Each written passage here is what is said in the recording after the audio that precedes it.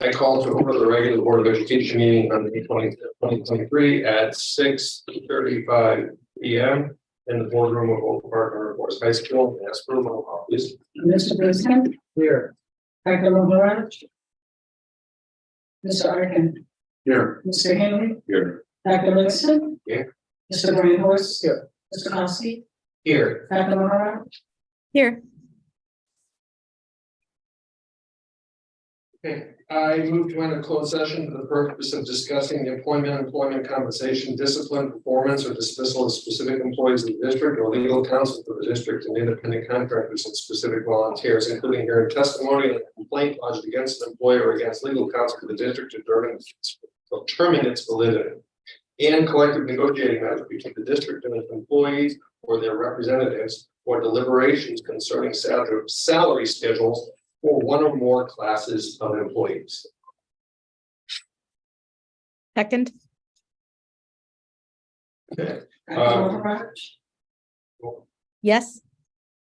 Mr. Arkin, Yes. Mr. Henry, Yes. Mr. President, Yes. Mr. Brian Horst. Yes. Dr. Livingston, Yes. Mr. Kowski. Yes. Okay. Let me know when you're ready, Ed.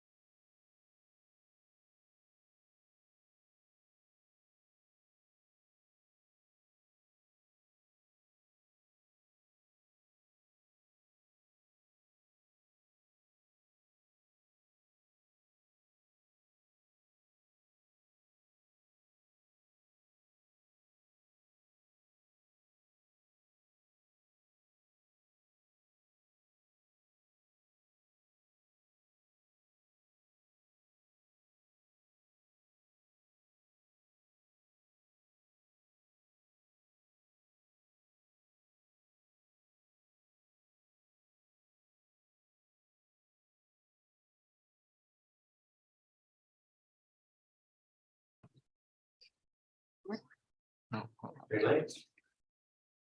For that.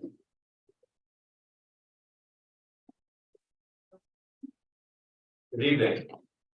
We are reconvening open session, and our first order of business are introductory reports and our student showcase. Dr. Johnson. Yeah, so we are nearing, this is a breaking news flash, we are nearing the end of the school year. And so we have actually 4 showcases, and I'll have several announcements later on in my report. But for now, I'm going to turn it over, I think, to Dr. Fiorenza. Is that right? Who's going to start with recognizing some efforts to create a hydroponic garden here at OPRF over the summer. So I'm turning it over to Dr. Fiorenza. Good evening. I am going to be joined by Michelle Sang and a student who are in fact going to begin a community hydroponic garden this summer to continue our sustainability efforts. I'm going to let her kind of explain that to you. Yeah, hi, so this is Annalise, and I'll let Annalise share a little bit in a second, but Annalise is not the only student who will be joining me in doing this. We've got 5 other students. The goal is basically to take what we've been learning in our environmental science class to continue growing food. So we already have a hydroponics facility in the school. It's just downstairs, a couple feet away from us, and we grow food during the school year to teach people about, or teach our students about how we can promote urban farming and like local health and food systems within our own community, as well as the environmental impact of that and why we need to grow more food. But since we weren't using that facility over the summer in the past, I decided like, let's try and grow some food over the summer. So I'll let Annalise explain a few of the things that we're gonna try and do beyond just grow food. She'll also share some of the veggies we just planted today. So today we were able to plant cucumbers, tomatoes, basil, No saying. this basil, cilantro. And we kind of hope to bring in like, or sell some of the food we grow at the farmer's market, raise awareness of like how people can do this at home. And we also are hoping that Portland Base Camp D97 also have like younger kids learn how to do this and then hopefully go home and teach their parents how to do it. So just overall, like additional learning experience for some of my students in environmental science and a chance to share that with the community. Thank you.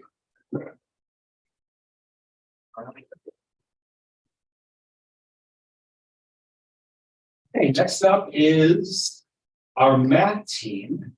And I'm not sure who's taking the lead on the math team, but I'm guessing it is Sheila Harden. So I think that's she's moving on up. Good evening. Thank you very much for inviting the math team to join you this evening. I have been coaching math team at OPRF for 25, by 28 years. And every year brings me such joy. And so I am thrilled to tell you a little bit about what we do, but more importantly, to invite you to meet 2 of our outgoing seniors who will be missed significantly, and one of our new shining stars, one of our freshmen, all of whom are state qualifiers, all of whom spent hours this year, not only challenging themselves to learn new math topics outside the classroom and outside, to be honest, a normal high school curriculum, but to work together, to work both as a team and individuals, to challenge each other, to talk about just higher ideas and find joy in the math outside of being graded and having some fun at competitions as well.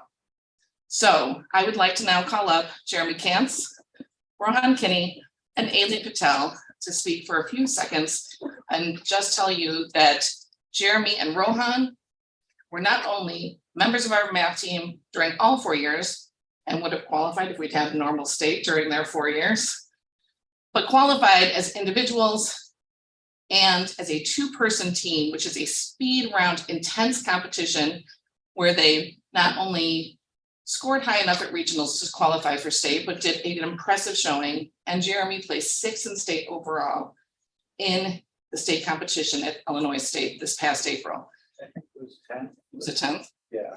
Ailey Patel was not only one of our new members, but immediately shot to stardom for us by winning in regionals and qualifying as the only member of the freshman team to qualify for the state competition.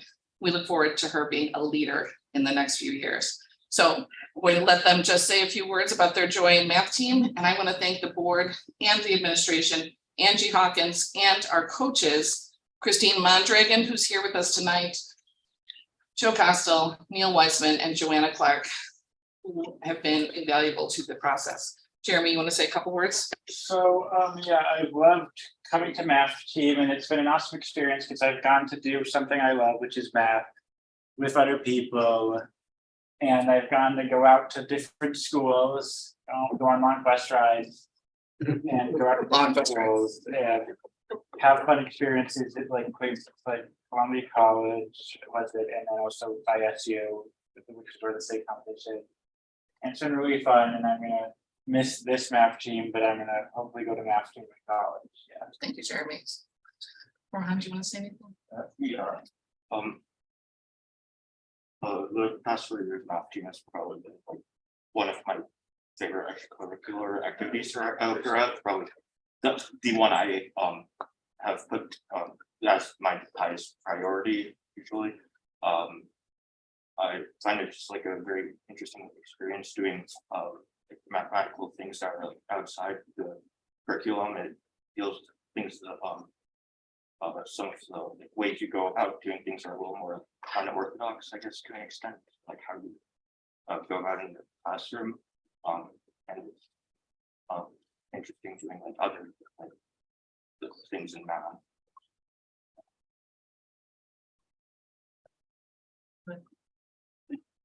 I'm glad I joined math team this year because I got to meet new people and do math for fun outside the classroom where it's graded. And even though I didn't do super well at the state competition, I'm glad that I did well at the regionals because it made me feel good about my math skills.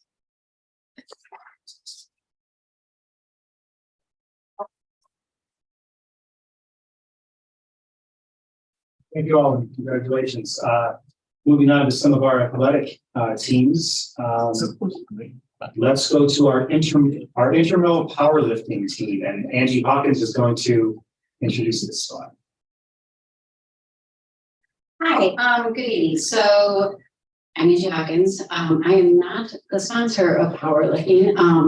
I am here on behalf of Mr. Plaguey, who is our teacher sponsor, and Mr. Giovannis, who is our intramurals director.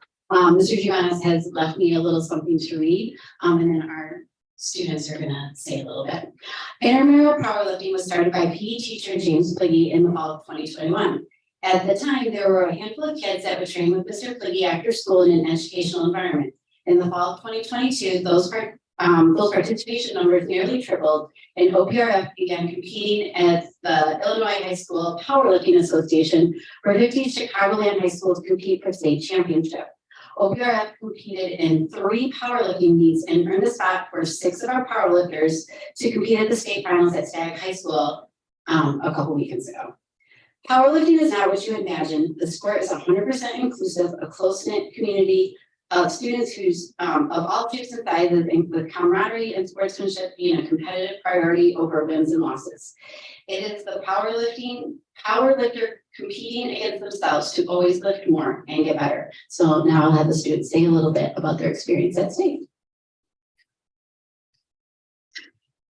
My name is Sean Bowles. I'm a freshman here, and I competed at state. Powerlifting is my favorite extracurricular, pretty much only one I do. It's taught me how to have fun and be competitive, but still learn how to be a hard worker while still competing at a high level. My name is Jasmine Maldonado. I'm a junior here, and powerlifting has been a really fun and exciting intramural this year. State was really fun and exciting, and it's not just about like making gains and lifting weights. It's about the community and we've made like a lot of good friends and throughout the other teams, and it's really been a positive experience. My name is Lydia Missy and I'm a junior. And I also agree, like the community in powerlifting is like, it's not like any other community I've been a part of. It's like when you go to meets, everyone is like screaming at you, but like in a good way, and it's really cool. Hello, I'm Malcolm. This is Lonnie. I'm also a junior. And obviously I missed the sweatshirt memo, but I've been a member of piloting for about a year and a half, and that kind of makes me one of like the original members, which you can't say about a lot of sports. But what you also can say is that after being a member for a year and a half, we made it to state, where me and 5 other members of the team got to live against teams that have, had teams for like 20 years or 30 years. And so that's something like completely different. And I don't think you can find it in any other sport. Like throughout that journey to, state, I've like learned a lot about, sort of the aura around piloting. And I think it's completely different than most people think. Like my dad, for one, when he pictured what I was doing and I was telling him I was going to piloting club, he's kind of like pictured like a bunch of meathead teens, like trying to like, losing brain cells that they try to lift like can. And then he went to my first, real meet, and he like commented after. He was like, and he doesn't really tell me this a lot, but he's like, I was wrong and you were right. He was, he was super surprised, like powerlifting super inclusive, and he was like, there's people of all different types of like body shapes, body sizes. He was like, there's 100-pound girls lifting with like 300-pound men. There's, people of all different like ethnicities, all different sort of like, genders, and he just said everyone's competing together and everyone's cheering for each other. And you don't really find that at any other like sports, it's not like an aura of like competitiveness or like trying to bring others down to like bring yourself up, but it's really like, you're driving yourself, and that's something like super valuable that people can get from sport. So that's it. Thank you.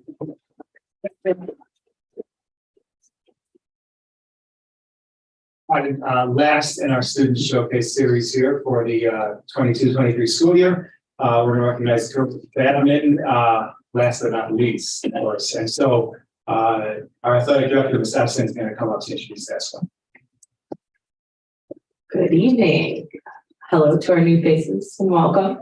I'm actually going to introduce our badminton coach, Mr. Paul Wright, who will introduce the state qualifiers. Thank you guys for making time this evening. We really appreciate it. I've been the badminton coach for the last 10 years here, and for the last 10 years, we've qualified kids for state every year. And this year's really unique. We qualified 4 girls, 2 doubles teams, and I'd like to have my senior captains come up. So I have Kibby DeHaan and Caroline Gradesha. Let me say a few things about them. The first thing is they're amazing leaders, and this past year and this year, they finished in the top half of the bracket, which is a huge accomplishment. And these girls wake up every morning, 5:30 to get ready for practice at 6. And we play in one of the toughest conferences, and they've been unbelievable. The one thing I really want to hound about them is they've created such a great environment in our badminton program. And this year we had over 60+ girls try out.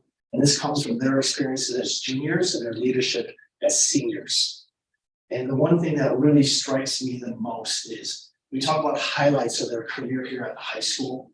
And Caroline said something at our senior day where the highlight of her season here was freshman year beating her doubles partner, King. We talk about having to go through COVID and a really unique year there, but their paths would have not crossed if it was not for badminton. And the power of sport is just as important as school. And so I really appreciate the support of our program and everything you guys have done, the athletic department has done. These girls have done some amazing stuff for our badminton program. Yeah, like Coach Wright said, this sport has just completely changed my life. I've met one of my dearest friends who I'll probably have for the rest of my life. And it's also like taught me a sport that I can carry with me for the end of time, that I can play whenever. And yeah, I'm so lucky to be able to join the sport and have such a supportive team and coach. And it's a wonderful activity that I get to do. So Yeah, and one of my favorite parts about the athletic team is seeing people grow throughout the season and just seeing how the team grows throughout the years. Like my freshman year was quite small and now like seeing over like 60 girls try is super awesome. So I just hope the program continues to grow. Get the great experience that I got from it.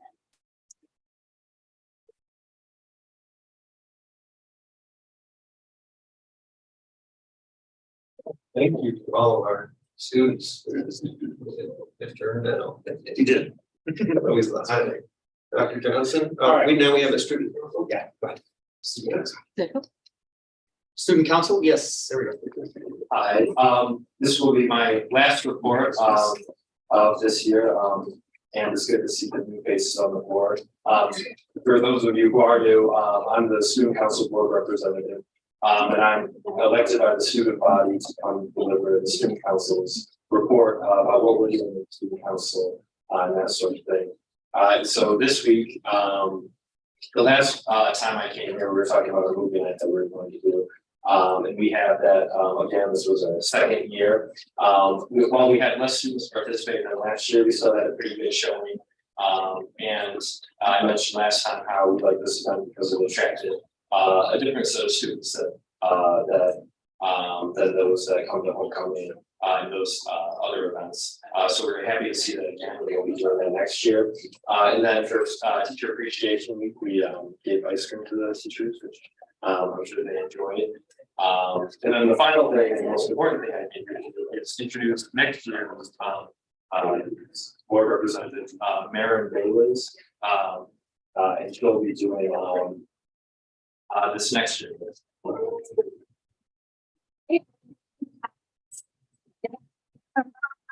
Thanks, Megan. I'm also part of Letters of Love in our Government Policy Club, also City Council, and I'm really excited for next year and to be the board rep for everybody. Thank you. Thank you, everyone. Okay. Dr. Johnson. All right, so lest we think the good news is over, there's more. So first, in what has been really a series of accolades here at the board meetings throughout the past several months, congratulations to our early program. Early students, Sahiba Dillon, who took second place in the 2023 Bio Genius Challenge, which is the most prestigious high school science competition in the world for original research in biotechnology. An incredible accomplishment. So congratulations. Also, congratulations to the winners of our first live business incubator showcase since the pandemic. Team Breakthrough received the award for most investable team overall. Its members are Zoe Henderson, Mia Lanz-Moreira, May Schwartz, Angelina Sunario, and Allison George. Team Bubble won the Huskies Choice Award, and its members are Zoe Schulman, Gabriel Walter, Elijah Moat, and Markian Skomarowski. Also winning awards were John Kunster III, Pep Wright, Ethan Walsh, and Team Winter Warrior, made up of Rachel Gupta, Ethan Walsh, Carlo Lusugo, and Lucas. So congratulations to that program. It's great to see that up and running again after the pandemic. Seems like every month we have a final little thing from the pandemic falling away. It's fun to see it, and it's good to announce it here. Freshman Class Council and Faculty Senate once again won Beyond Hunger's annual Can Do Community Challenge School Competition, raising $5,542 in donations from our school community. So congratulations to all of our teachers' efforts for that. Congratulations to the winners of Apple's 8th annual Appleseed Scholarship, Elia Johnson, Eric Evans, and Zakia Callender. In addition, previous winners, Javed Carter, Farahi Cannon, and Talib Bektemel Goss had their Apple scholarships renewed, so congratulations to those alum. The News Scene crew placed second in the Midwest Media Educators Association High School Video Festival 7-Day Film Challenge. So congratulations to Joey Block, Joshua Bonds, Ben Bonik, Lulu Calkins, Sion Clay, Aiden Collins, Jay Tomaso, Isla Gordon, Simon Gutierrez, Harrison Hartzell, Zach Poland, Seda Roberson, Roland Solari, Zaria Towns, and Peyton Burnett. Congratulations to freshman Olaf Damian Anderson, who placed second in the 2023 Illinois State Radon Video Contest. And in sports, we have several accolades as well. First, congratulations to Reese Garland, who placed second in discus at the girls' state track tournament this past weekend. Also competing at state for girls' track were Ella Brock, Julia Brown, Breon Davis, Hannah Frankie, Amelia Hammersley, Alexis Henderson, Maisie Herbster, Catherine Johnston, Chloe Kozicki, Avery Menace, Natalie Quinn, Ree Richards, and Taylor Smith. And also qualifying for state in boys track, which is going on tomorrow, are Elijah Mowat, Liam Newhart, Hayden Garland, Josh Meister, Abena Osegiboa, Caleb Schultz, Santiago Valley, Carmelo Weaver, Nick Perel, Lewis O'Connor, Finn Kelly, Michael Nicoletti, Daniel Johnson, Quinn Testori, and Paul Gagnon. Congratulations to those qualifiers. Also in boys tennis, Eli Stein, Trevor Wilson, and Gabriel Walter all qualified for state as well. And finally, girls flag football player Kelly Regan was named a Chicago Bears Community High School All-Star recipient for making a positive impact in her community and school. So congratulations to all of our athletes on a fabulous season. And a final note, a teacher accolade, English teacher Laura Young's second book, an adult horror novel entitled The Collector, will be published September 12th and is available for pre-order through the Penguin Random House website. So order soon. All right, so congratulations to all of our Huskies as we wrap up the school year. So Thomas, back to you. Thank you. Warrior status, please. 2 requests, 1 fulfilled. Thank you. Okay, our next segment is employee recognition, and Mr. Arkin and I are going to share in this work. Today, we're pleased to share our final employee recognition program of the 2022-2023 school year. The employee recognition is being sponsored by our bank, the Wintrust Community Bank, new this school year. The bank's motto is to work hard to be an asset to the people and communities they serve. They salute the faculty and staff of D200 and are proud to sponsor the district's employee recognition program. All May winners of our employee recognition program will receive gifts from Oak Park Bank. So, Mr. Arkin. Okay. First, we'd like to congratulate Tamara Gardner, who was selected as the Teacher of the Month. Here's what people who submitted the nominations had to say about Tamara. Tamara is the most phenomenal math teacher, mentor, and coach, whether it's our highest honors level or our transitional level math course with upperclassmen. She reaches all. And she does so with the highest standard, expectations and enthusiasm with a huge heart. She regularly seeks our support personnel to strategize ways to assist struggling students, or confirm that students are getting the social emotional support that they need. It's not uncommon for our students to refer to Ms. Gardner as their second mom. I could list dozens of remarkable examples of Tamara going the extra mile for her students, but the most recent one that made me smile was that after she received an EEL student mid-semester who spoke little English, excuse me, she began to learn Spanish. Tamara is a lifelong earner, a proud alum of Proviso East High School, a creative baker, and the daughter of the late Maddie Robinson. An accomplished and beloved educator, teacher, and administrator in Proviso Township High Schools. She is more than carrying on her mother's grace, tradition, legacy in our district. The students and OPRF HS community are extraordinarily fortunate to have Ms. Gardner sharing her talents and dedication with us each day. Another one goes on to say, Tamara has taken it on herself to learn Spanish in order to communicate with 2 ELL students who were placed in her class. In spite of the fact that the students were given a one-on-one bilingual aid to translate for them, she insisted that she be able to communicate with them directly. She started Duolingo within weeks, and it seemed like she was able to speak more Spanish than the students could speak English. The rate at which she's acquiring the language is amazing. Additionally, she gave up her prep period many times to come and tutor the students during their study hall. I know if I put a student in her class, success is not optional. She is adored and respected by staff and students. Another is, I am a student in Miss Gardner's Algebra 2 class. I'm nominating her because she is really a great teacher and has helped me start to be confident in myself when I was feeling down one day.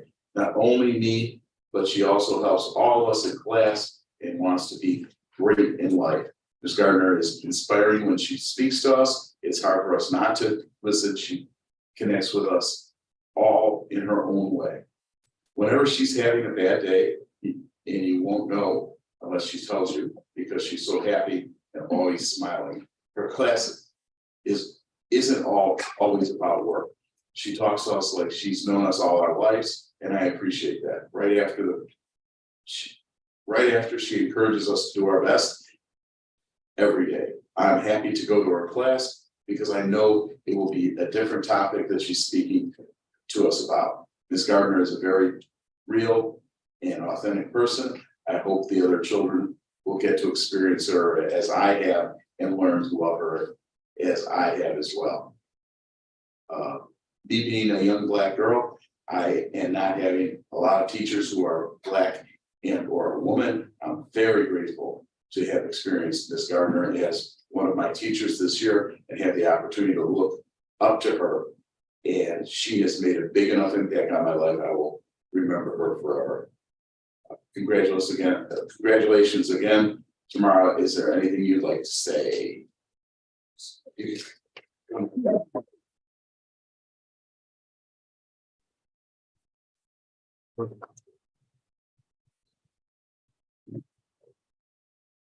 Evening, hearing those, it kind of still brings tears to my eyes.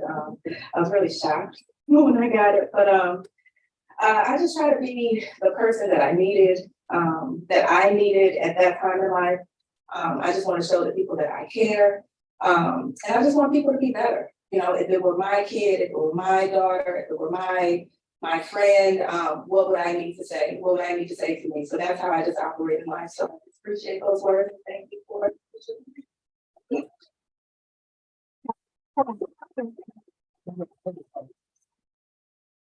It's a photo op, so we gotta do this. All right, so you ready for it? Yeah. All right, so this is yours. Yeah. All right.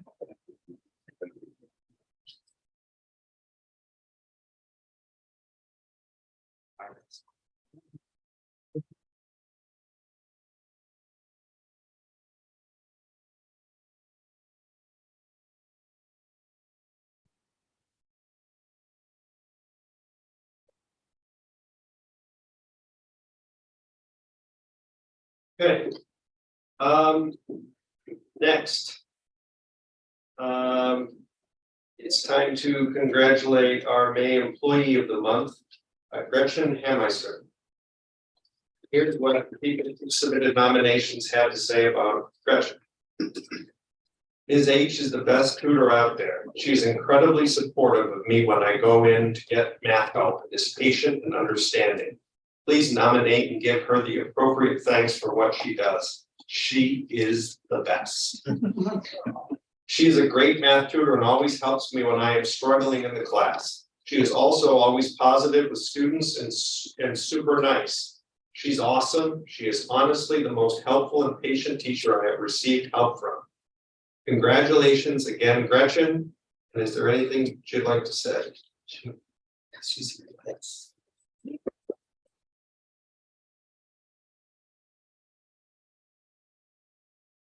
I just want to thank everyone who supports the tutoring center because it's an amazing resource here. And I want to see that continue to grow and so forth. It's allowed me to meet some wonderful students and sometimes not at their best moments. So they really need that support. And so thank you for providing that. It's great. I'd like to say something here also.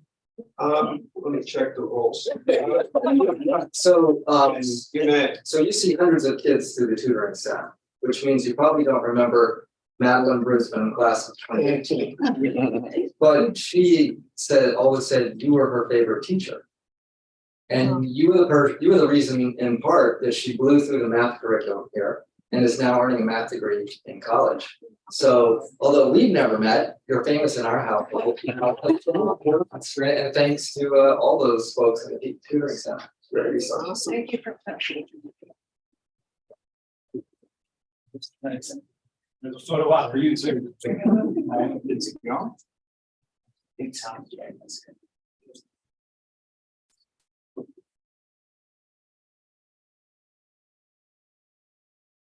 Congratulations. Trying to steal the copy. Steal the copy. Trying to steal it.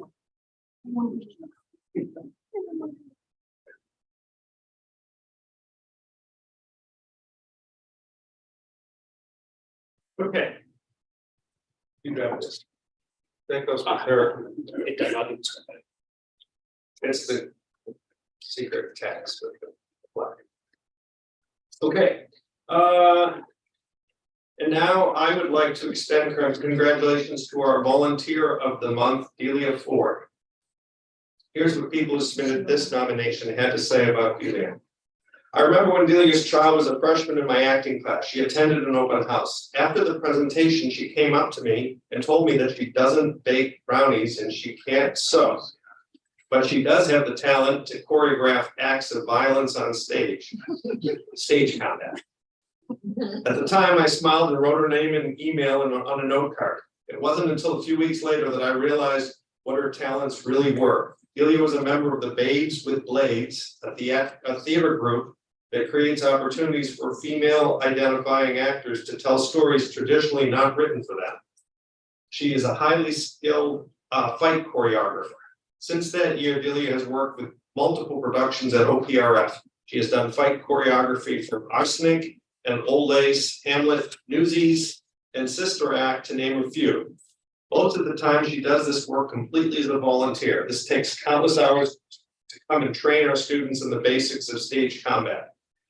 Choreograph the scenes, procure weapons that may be needed for a scene, swords, continue to work and improve the scenes, and most importantly, ensure that our students are safe on stage. This year alone, she choreographed the fight sequences in Hamlet, directed by James Bell, and is currently working in the cast of X-Men to create the clashing of superheroes on stage. Delia's child has now graduated college, but she still comes back to OPRF to give back to our students in our theater department. By sharing her skills and abilities, our students have greater opportunity on stage. I don't know what we would have done without her these past 8 years. She is a true treasure. I'm glad she can't bake brownies. Delia's work with the kids in theater is educational, supportive, kind, and enthusiastic. Her teaching of fight choreo is safe, exciting, and challenging. Congratulations again, Delia. Is there anything you'd like to say? Is she here? She's not on the list. Because I was hoping for a few techniques. Okay. Okay, and we have a couple more. So next, I would like to extend congratulations to our substitute of the month, Carol Ruzicka. Did I say that properly? Yeah. Okay, thank you. Here's what people who submitted the nomination had to say about Carol. Funny, nice, and nice to be around. She's very patient while supporting and keeping her kindness in teacher mode. I am nominating this person because she has a great sense of humor and she is impactful to the class in a positive light. She subbed for a lot of my classes and I think she is very helpful. She's a great sub. Congratulations again, Carol. And is there anything you'd like to say?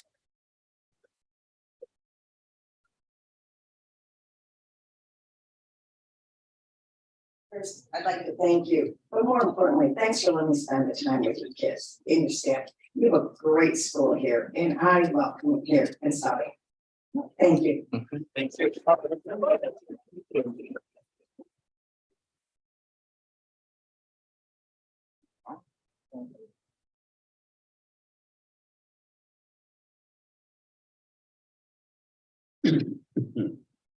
Congratulations. Thank you.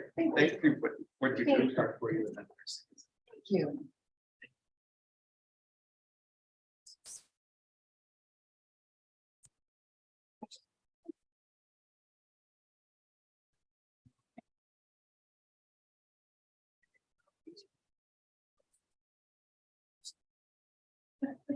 We have one more special in memoriam recognition.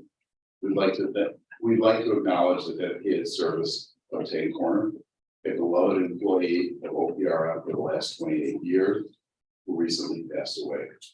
After graduating from OPRF, Tank returned after completing college and served in positions of safety and support team member, coach, and a trainer. He developed strong relationships with many of us here at the school and in the community, and his absence will be deeply felt for years to come. We are grateful for his service to our faculty, our staff, our students, our families, and the community, and would like to present the certificate to his fiancee, a former longtime employee, Latonia Jackson. Latonia, is there something you would like to say?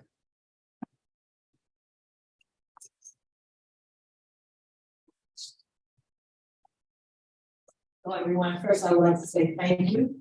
I do know that he would be grinning from ear to ear. This would just be one more thing that he could brag about. He loved the school as a student. He definitely loved this place as an employee.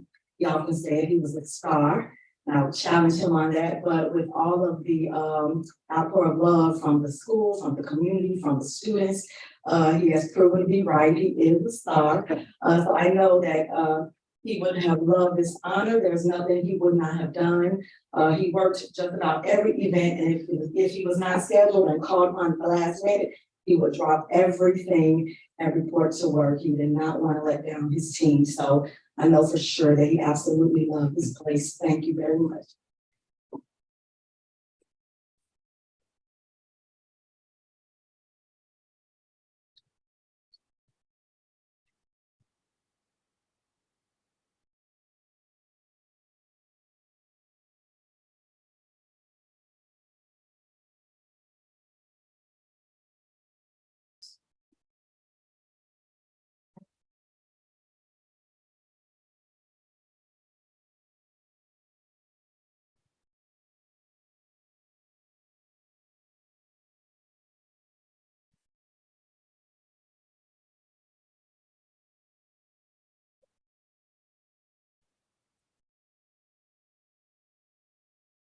Okay.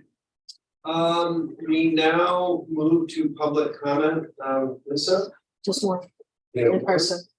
Okay. Please limit public comment concerning matters within the jurisdiction of the board to 3 minutes. And this section is not intended to be a dialogue with the board. Any questions, we would expect weeks to provide a reply. And Our speaker for tonight, this was Nicole Thompson. I wanted to come to the board just to kind of explain some of the experiences I've had this last year. So far, I've had 3 students attend OPRF.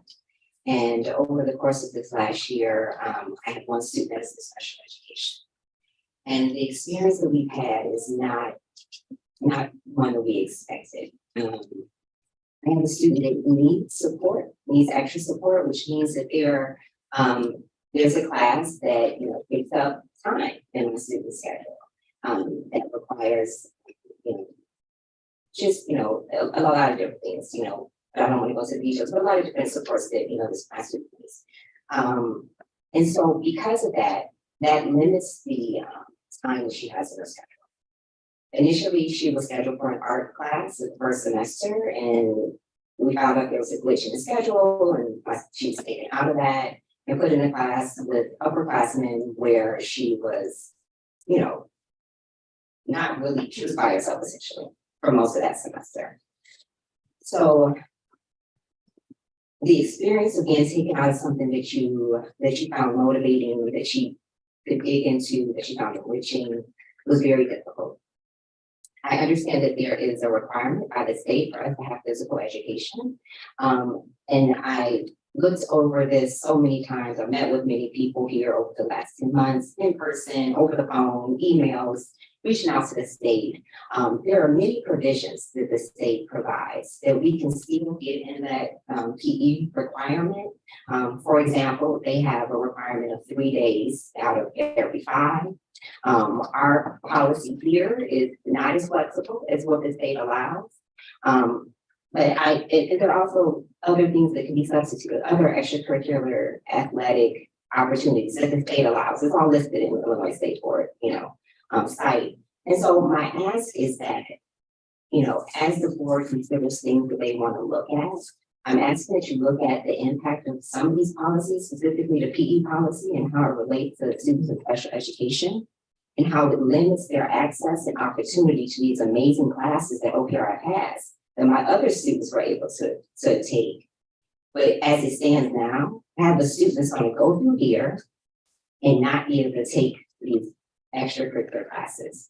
The only way that she can is if she maybe not speak language, so there's the give and take, right? But there's flexibility, there's possibilities. You could do 3 and 2. There's different things that can be done that's allowed by the state. So I'm asking that you look at the policy that we have, look and see how they can impact students with special education and see what we can do to make it so they have the same access and the same opportunity as every student out there. Thank you. Thank you. Thank you very much. Mr. Coffey, you have introduced the public on this testimony. Thank you, Lisa. That moves us to our consent agenda. Are there any items on the agenda that board members would like removed for discussion?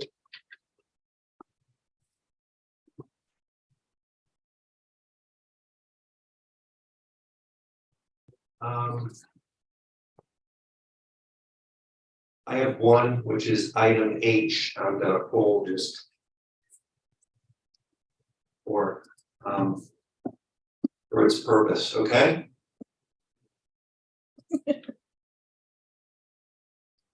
So, with that said, I will read the other ones. We will move here.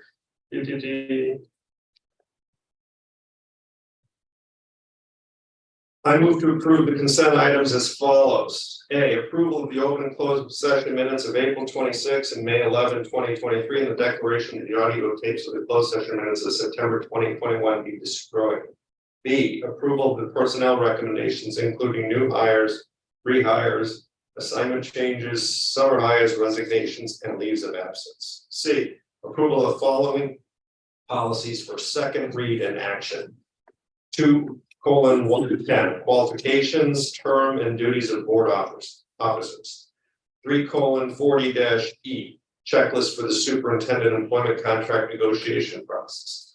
4:20, fund balance. 4:40, incurring debt. 4:60, purchases and contracts. 5:285, drug and alcohol testing for school bus and commercial vehicle drivers.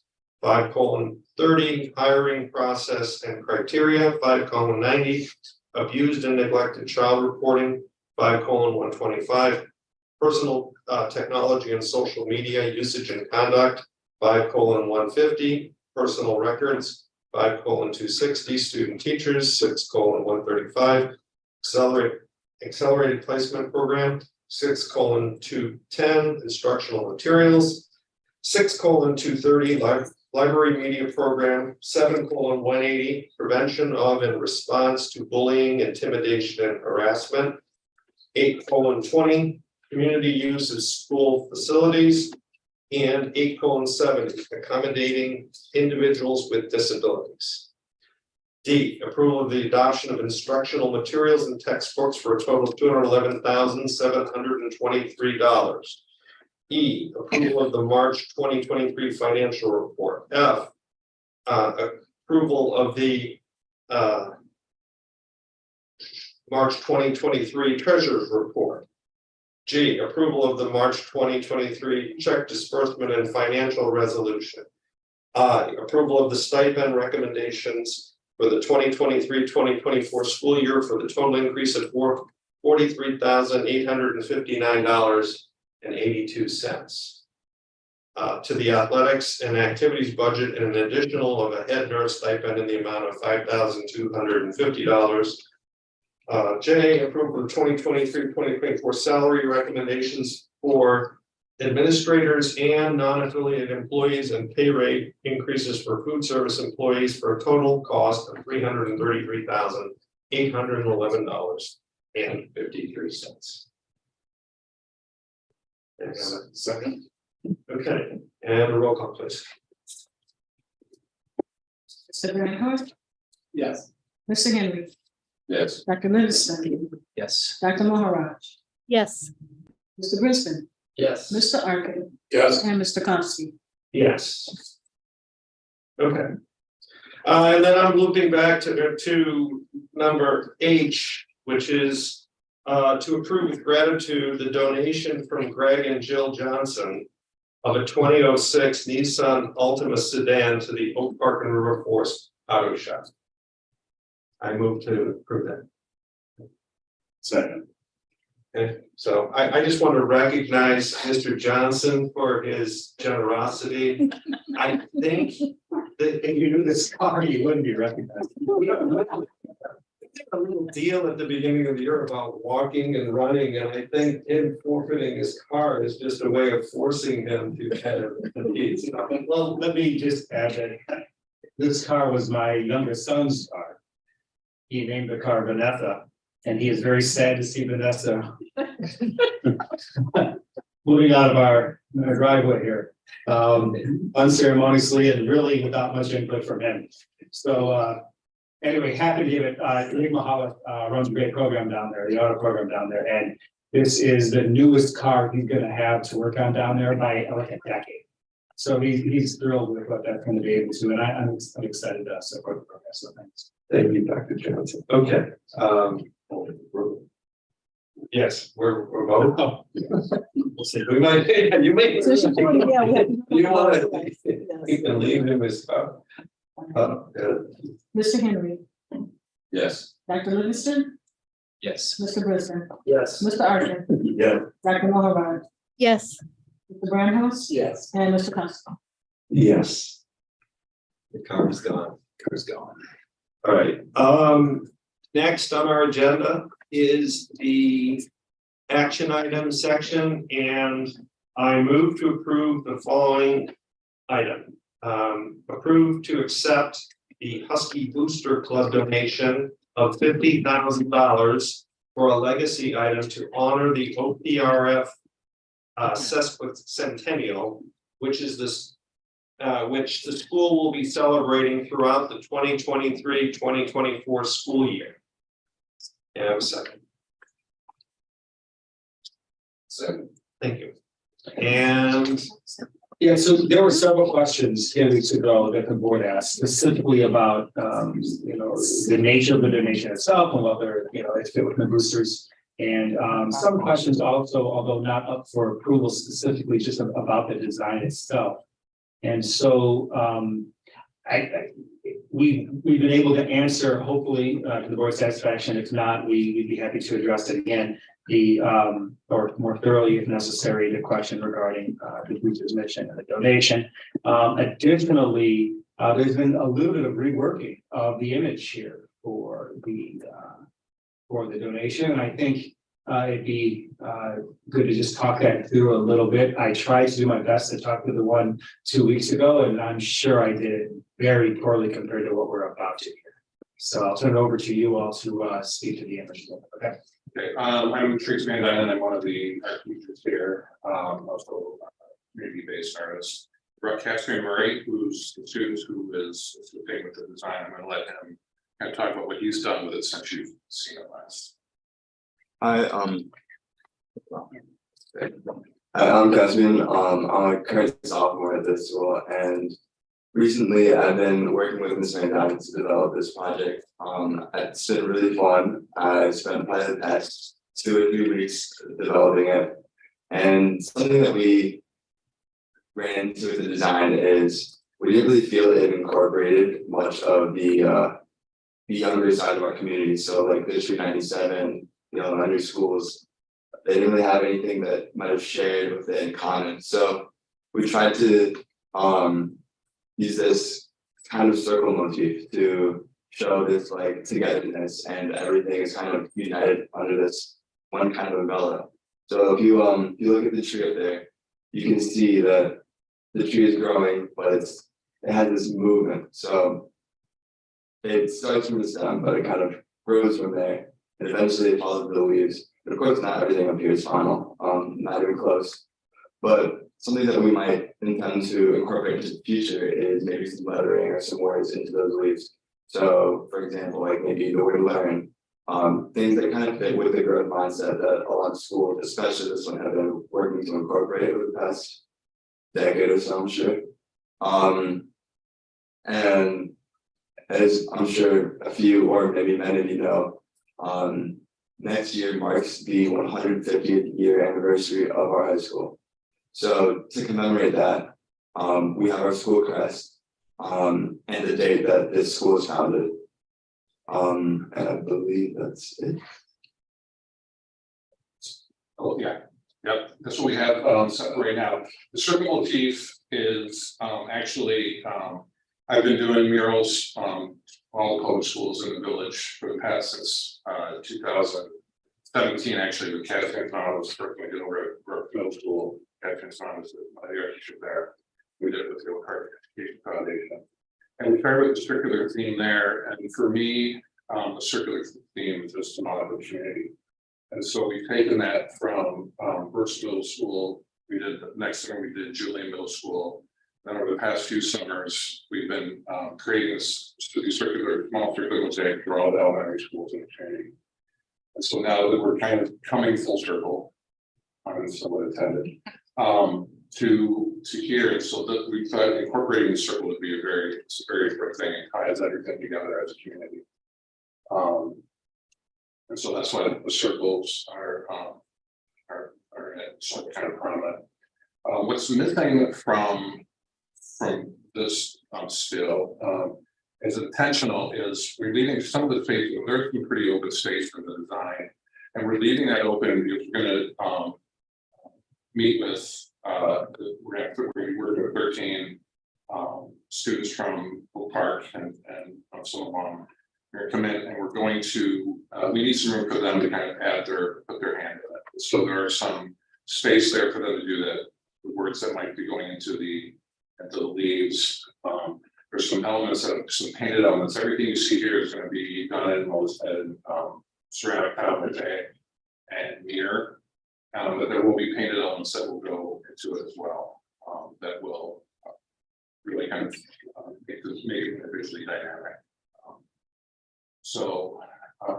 Yeah. So here to answer any other questions you guys or concerns you might have with that. And I just want to thank the boosters and for the donation.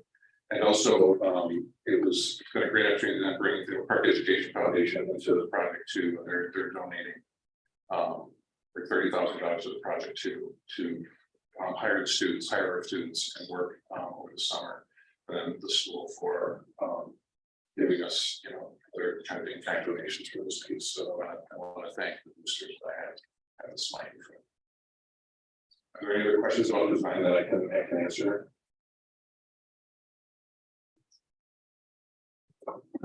Tracy, you would know this, but you and I first met about 15 years ago when I brought my then kindergartners to the community events to the mural at Belmont. Okay. For Drive. And my kids and I had such a great time with you and your team 15 years ago. making tile, and for 15 years, it's been a thrill for us. And every time we drive on Relational Drive in Belmont, to see your mural, to see your work, and to see our work incorporated into it. And so my question is about community involvement in this project as well, right? I know that, there are hundreds of families like mine in Lakeview that project was meaningful, and being part of it was meaningful. And to me, it feels like, if we don't have an enormous opportunity for D97 and D90 kids to participate in this, we'd be missing an opportunity.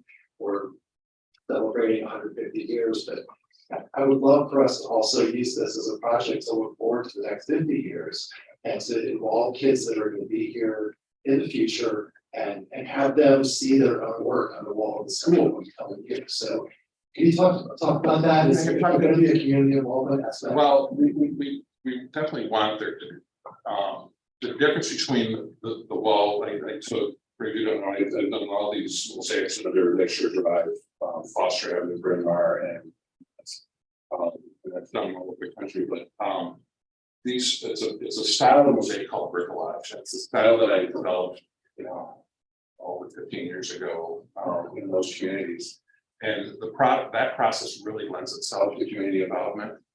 Because it's on the street, it's very pedestrian, so we really, when we're with 30 kids, we taught them how to do it for a couple of weeks, and then we invited the community to come by and we match up these kids who are actually there to kind of get their, they got caught by tagging or something, so they worked with me for 6 months, they got their records expunged, and so it was a great way to kind of tie them in with the community and build some relationships there.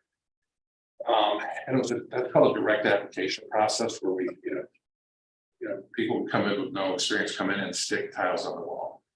This wall is different, one, because it's not pedestrian, right? It's all above, it's kind of all above ground.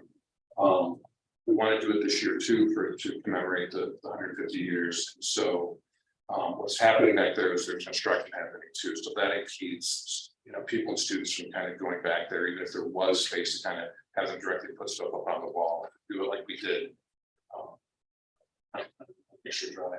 And this is more of a traditional style mosaic. And for something this big and for school, it's way, the longevity of it is much greater. Because if you look at, you go and look at in the hallway here that I did up by the thing, there's very grout lines, and that's due to the kind of the people putting directly on the wall. We're here, we're going to have smaller grout lines. It's going to be really nice and clean, and that makes it more water. It makes it the construction of it way greater for longevity. Water, less chance for water to get in. With that said, one of the reasons why I asked Dr. Johnson if we could use the auto bay to do it is because there is this possibility of opening up these doors and having some days where community members can come and maybe with the students in place tile and put their hand on the mosaic. And so I'm working with the other artists, trying to figure out days that we could possibly do that. Because inclusion is everything. I think that's very important. People get themselves in the Carolina. So.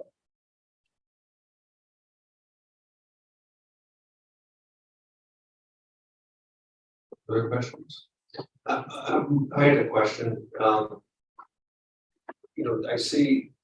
I appreciate this, kind of being timeless in its way. Is there anything to recognize the boosters or the 2020, what year is it? 2023, the present as part of it? So the date is in there to kind of talk about the founding, and then and not putting like this year's date in there keeps it timeless, because it's going to be 151 years next year if people can kind of go off of that. We are going to be putting in underneath, if you look underneath the crust, that door to the left of it, behind that pillar, you really get to see it, will be a credit wall with a plaque that will really talk about all of that. And that's actually, we're utilizing the makerspace for that, and if they have a people on the blowboards there, we're able to etch in the tile and then require the place, and that's going to be really cool. Or we're utilizing the resources the school have for that, but that will be a way for Thank you.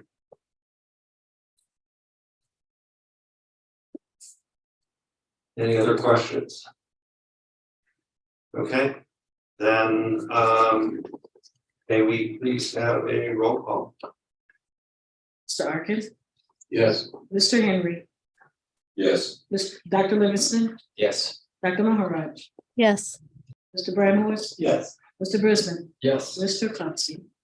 Yes. Motion passes. Thank you, Senator. Yeah, thank you all. Thank you to the Boosters Club for all the work. Generous.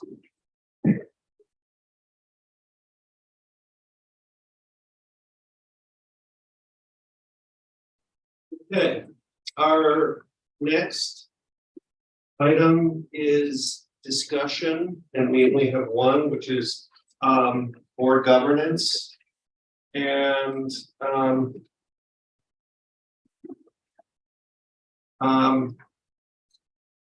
the question at hand is, it is customary that as we assemble as a board, that we have a chance to have a retreat and discuss board governance. So I'm going to be looking for, we're trying to plan a date that we would meet with one of our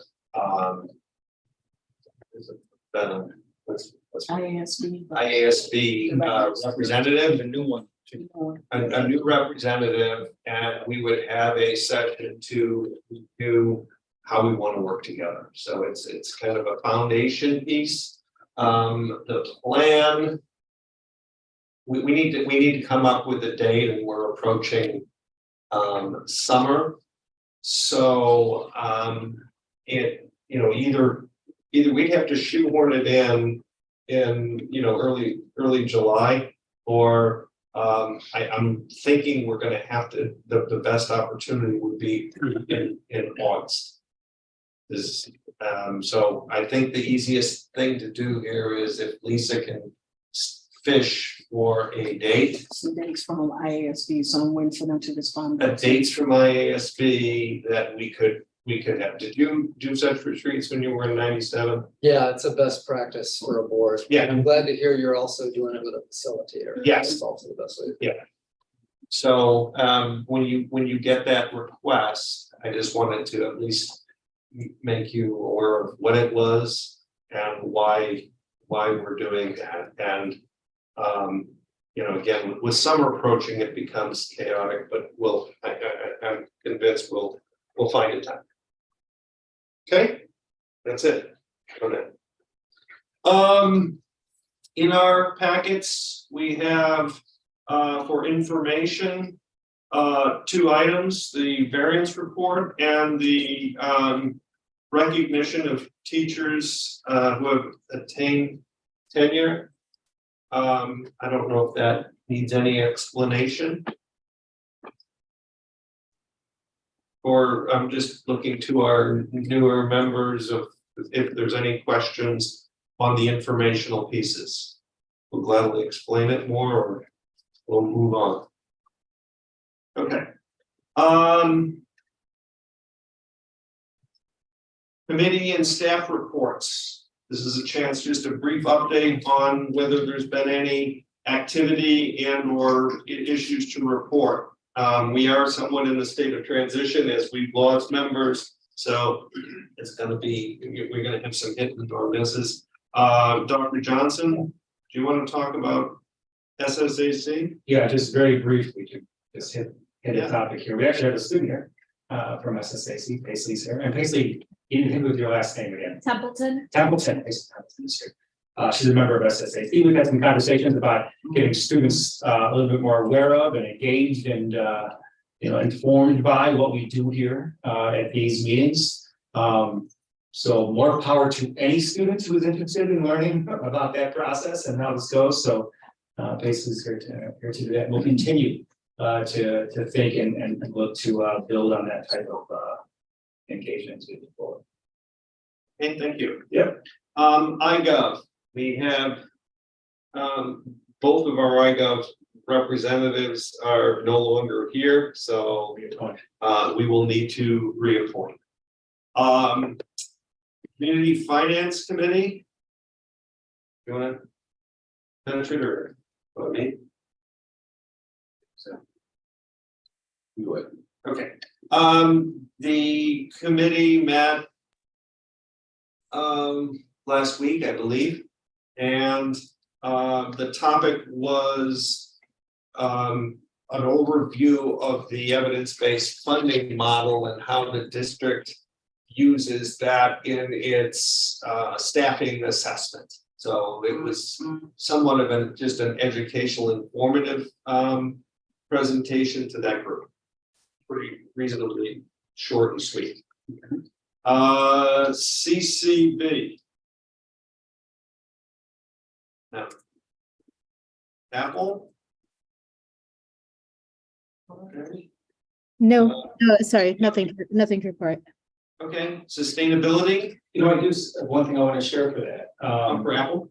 No, for sustainability. Oh, excuse me, yes, please. There is, in partnering with 7 Generations Ahead, we are going to host with a variety of community partners, including our students from our environmental club, a electrification summit. I know that sounds also incredibly exciting, but it is really exciting. During the summer on June 28th, we're inviting partners and students in for conversations about the long-term electrification plan of this building that we're in right now. That includes, of course, how we plan to heat and cool and power project 2, but also longer term conversations about other parts of the building as well. That's something that we talked about as a board at this table, you know, mostly first semester and into the winter of this past school year, and it's certainly time to get that up and running. So we're excited about moving that conversation forward with a variety of voices. So June 28th. Will you plug me in for that one? I guess, yes. Oh, I get it. That was a pun. All right. Yeah. I apologize. All right, facilities, anything? Boosters. Applause, Mary, No, nothing to report. and alumni, anything? And anything, Karen? Not really. When we talk. Getting ready for Yeah. reunion. Right, reunions, I think there's one this spring. That's in June. I can't remember. That sounds right. And 10 years maybe. Might have been 2013. And yeah. And then they're making preparations also for some pretty heavy involvement in the successful centennial celebration. Which I hope we have a board presentation. So. We jumped over H really quickly, so just Jumped over H? Community Council. Oh, Yeah. I'm remiss, sorry. And a week ago, we didn't, Ms. Mohan Raj wasn't able to attend, so, Rebecca Mohan Raj, excuse me, wasn't able to attend, so, we discussed the freshman curriculum, as well as a few other topics, during our last meeting, and had a lot of input from the group near the end of the meeting also about, ways to kind of enhance the group and deepen some engagement and as we move into next year. So we're looking forward to meeting during the summer to build on some of those ideas and implement them in the years ahead. Okay. That completes our reports. Our last item is future agenda items. Does anyone have any future agenda items? Yes, please. I have 2. And the first one is really a continuation of the conversation started a couple of months ago. And the administration brought forward the proposal for increased security. I thought as a spectator 2 months ago, there was a really interesting conversation coming forward with the administration. That proposal, and I think that's a conversation that bears continuing. There is a complex set of issues, but I think that we have obligation to start those issues and trying to find solutions.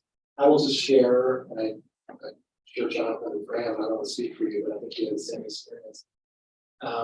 The big surprise for me over the last 6 months was the number of families who wanted to talk to me about their child's mental health struggles and how their families were struggling with processing and recovering from the trauma of the pandemic. And I think that, you know, I know that we have done terrific things this past year in addressing mental health, and I applaud the administration and everyone who's been involved in that. I think that there may be additional things that we can and should be doing, and I think that that's just one aspect of that conversation. So I don't know how to begin that conversation again. I don't know, and so I'm going to leave that to you. But I think that we have an obligation to do. So that'll be one. The second one that I would, again, I'm not quite sure how to engage or how to begin this conversation, but I think that we would be well served as a district to, before the beginning of next school year, to have really clear guidance regarding AI, use of ChatGPT. What I don't want to like here is that we're going to leave individual faculty members on the island or they're making determination about what is plagiarism and what's not, and what's encouraged and what's accepted and what's embraced and what's included in technology and what's not. And so I think to the extent that that is a policy decision for the boards to make, if there is one, I think that you know, that's something that we should be thinking about. Yeah, thank you. Thank you. Okay. All right, comes to me, and this is going to be a little difficult to say. The board already knows, and lets people know already, but this will be my last board meeting. This has been one of the greatest experiences of my adult life, I'll say, and the impact we've had as a board and on this community school. I'm proud of what we did, and past board members are not here anymore. I know we did some great work here, and as I depart, not just over here, but also Oak Park in the state of Illinois, I can leave here feeling comfortable and confident that the next board will carry this torch and keep fighting for the kids that can't really fight for themselves and maybe build a school that's be a model for the nation. And I was worried several months, I'll be honest with you, why I decided to make this move for family reasons. Who will take over, not just me, but the next board will be continuing to work. And after seeing and listening to board members now, Tim, Cameron, and Don, have no doubt this will continue. And with Tom and Fred at home and Marianne here, as the board happens, I'll look forward to how this work continues. And this wasn't an easy decision, but when you look at the grand scheme of things, you to make sure you have to put your family and their needs first. So this is what we did. It's bittersweet, but I'm happy that I was part of this small part of making a part of Purple High School. What's the approach to what it needs to be? Thank you.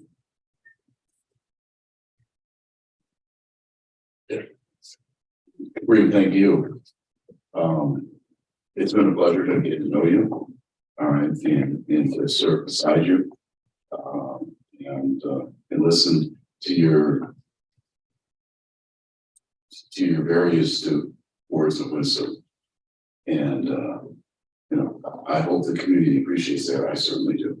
And I wish you the best. I might Go ahead, Marianne. take a break. You're going to be so missed, and you know, I want to say I particularly appreciate your passionate advocacy for our students' mental health throughout your time on the board, and I'm gonna try and keep carrying that torch for you. So for all of our students. So yeah, won't be dropped. Thanks so much.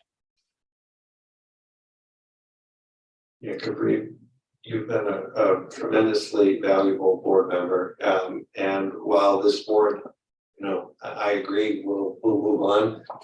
You leave a big set of shoes to fill in terms of what you brought to this board.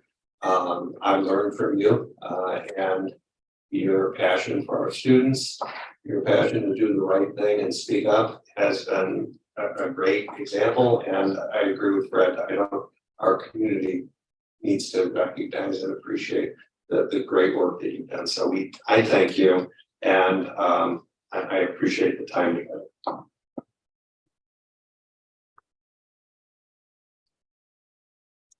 If I just could really quickly to, being the one employee of the district around the horn here, on behalf of our students and faculty and staff, what Principal Parker refers to as the faculty here. Thank you for your service. You've been a good, critical friend of the district, which is exactly job one of a board member. So appreciate your focus and your attention to a variety of areas of the school, not just around this board. You've served on other committees, which should be recognized. CFC, before any of this, you were on CCD, which was your first foray into the district. So you've served in a number of capacities during the years, and I wish you the best of luck in your book. So, Thank you. So, from an agenda standpoint, we're going to go back to governance before we convene, before we close, okay? With Cabri's departure, we have now, as a board, the responsibility to find a replacement. So we want to talk through, and we often one of the A couple of them at the next. okay. So you're familiar with it. So I welcome your input because this is unplowed ground. Thank you, Cabri. Thank you. Can I just say, because it's a little awkward? Yeah. Can I point out that once a board member resigns, right, dismiss that, it is effective immediately, and that's how that works. So he just didn't say I'm out. I want to explain that. I'll have a gap right there, okay? This is according to the state codes, So he at least that's the guidance, that's. So with his resignation for personal reasons to move to a different part of the country, as a board, we now have the process is we now have the responsibility to find and replace his position. And I'm gonna say what I know, and Graham, then you're gonna help me, okay? Sure. We have by law 60 days from tomorrow, I believe. Here, read the rule. To find and appoint a seventh board member. Okay. If we do not do that, then our what is it, West Cook? West Cook for it. Yeah, that's West Cook will then appoint one for us. Okay, so now I would like to talk about the process that we will go through, and I'm going to lean on you, Graham, just in terms of experience. So why don't you tell us about your experiences? Is that, yep. Before we start processing it, I have a question. Yes. And maybe answer to it to get to read all. Okay. Is the person who fills the seat, is that filling the remainder of his term? Correct. Okay. Yeah, we will be looking for a board member to serve through 2020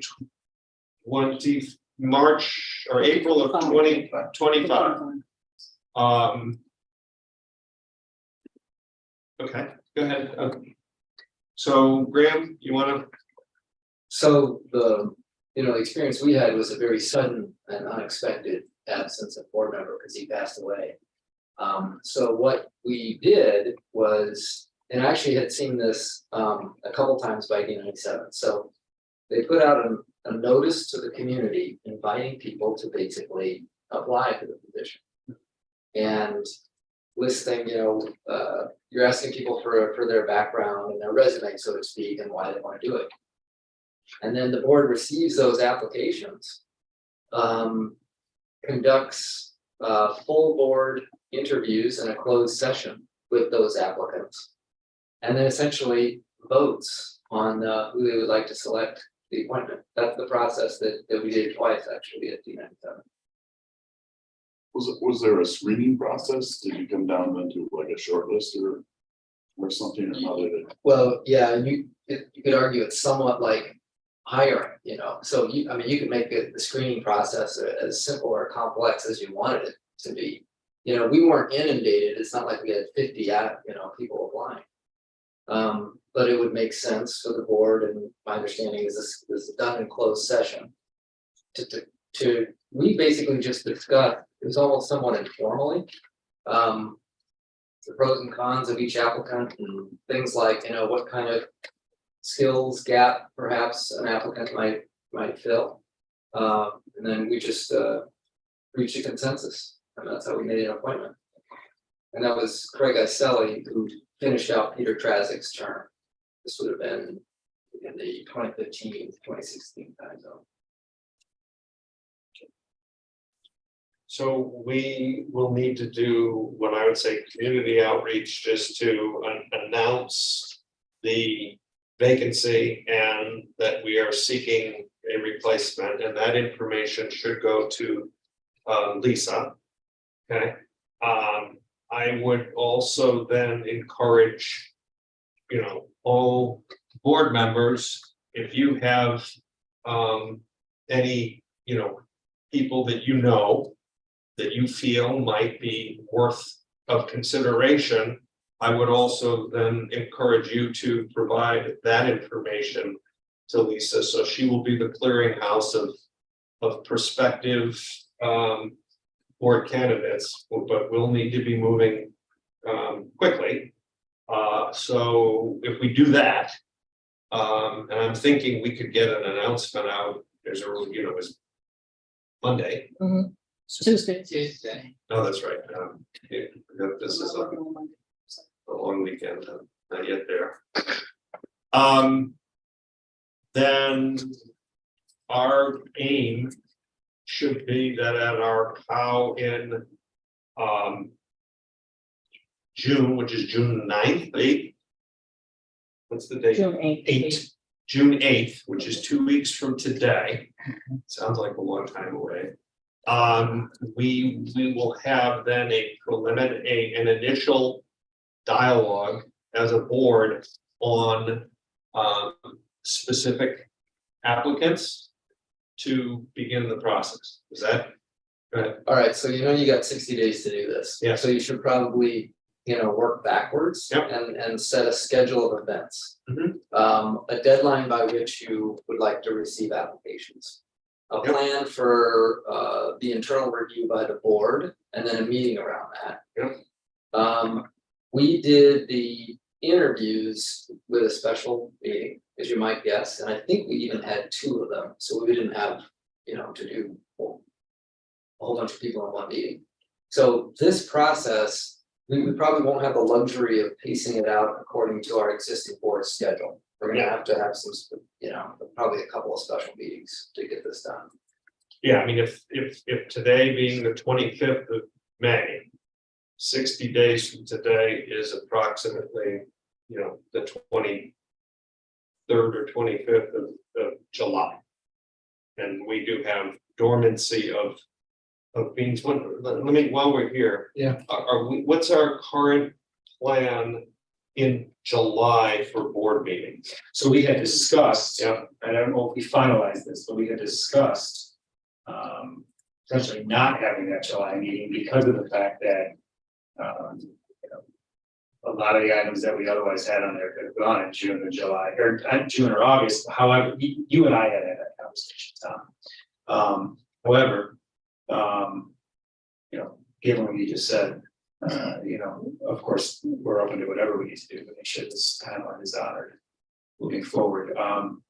There is a date on the books. I don't know off the top of my head. Lisa, are you aware of what the date was for July 14. 14th, perhaps in July? So,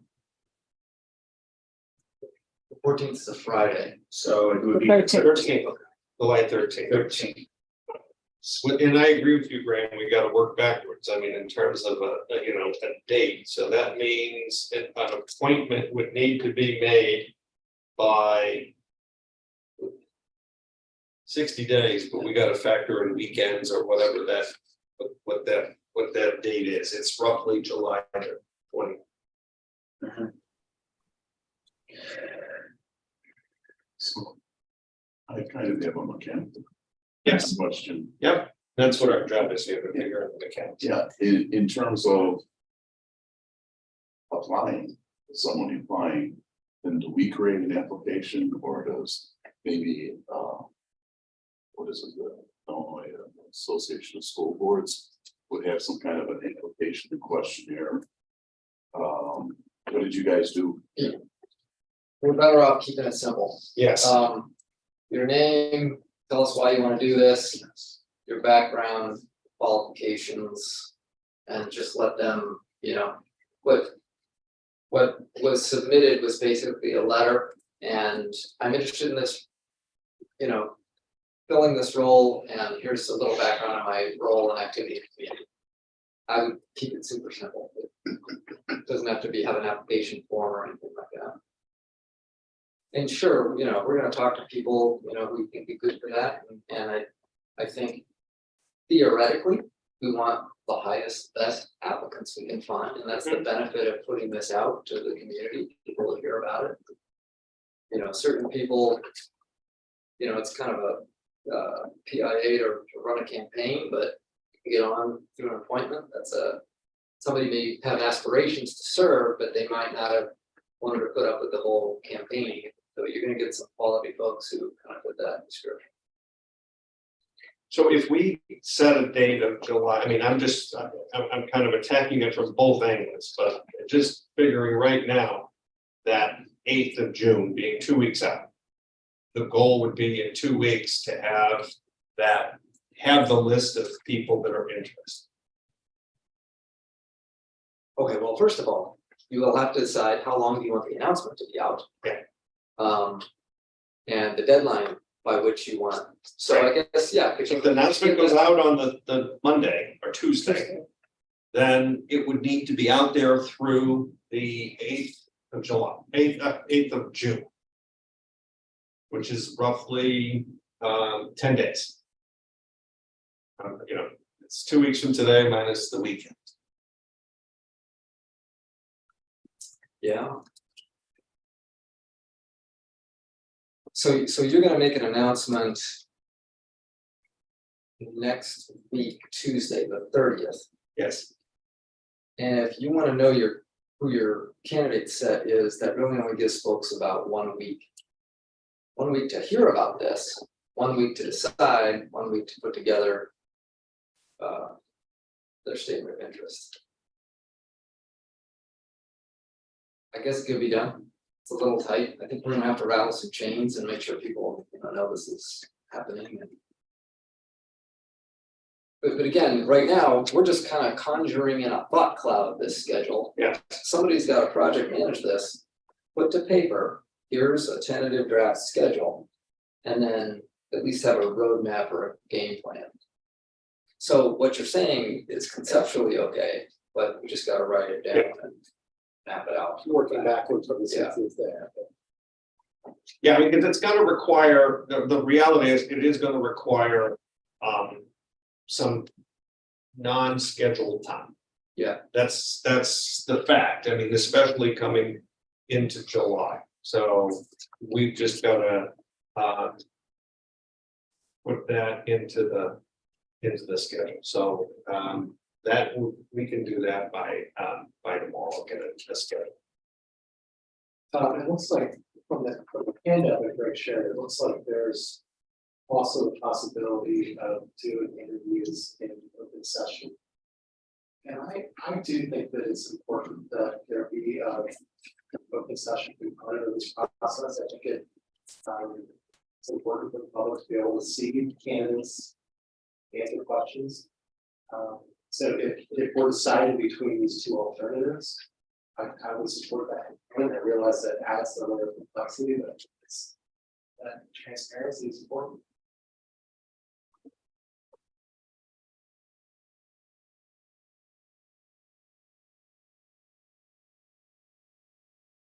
Just trying to get my calendar.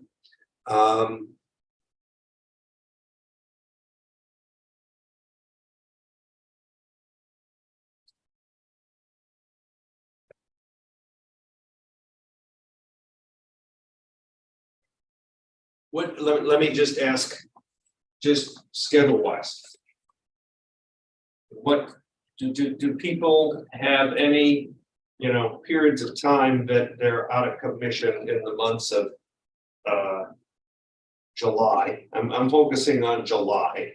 And I'll even say from mid-June to the end of July, I'm looking for areas that people will not be available. How's that? It's a good way to do it, blackout dates. Yeah, we can do that and then work to a majority. That's what I need help on, so. Tom? Yes, Is available by Zoom okay? Because I'm gonna be teaching out of state at various points. Or do you need in person? In person. we need in person for a quorum.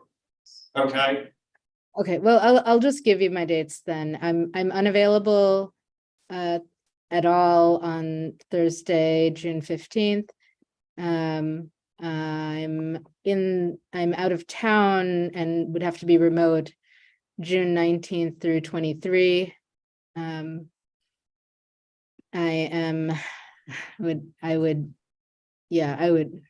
guess I can make it work the following week. I'm doing a thing, but it's okay. And then I think that might be it for me through the end of July. Yep, that's it for me. I think as long as there's a quorum, I don't think it'd be a problem. yeah, I mean, if we have a quorum, then we can function in that route. Could I motion that this goes to a closed session just because we're sharing private information about when we might be out of town, or I just would feel more. I think you can. It just sounds like a reasonable request. and we're all- Email me the date. Yeah, we can just provide it to Lisa. Just provide it to me, and then that way And we'll she can gather it. discuss it. Yeah. I'm just trying to see if there's any booby traps that we know that are problematic. I'm gonna be overseas for about 12 days, but I'll just put that in the dates that I sent you. I'll actually create a Google sheet that you guys can just enter in your dates that you want. It's kind of big. And do it this way, please. Do it as I am, according to the rules, if you're on vacation, then you can't zoom in, right? According to, On business. if you're traveling for business purposes, you may zoom in, it doesn't count as a quorum. If you're on vacation, personal, then you're off.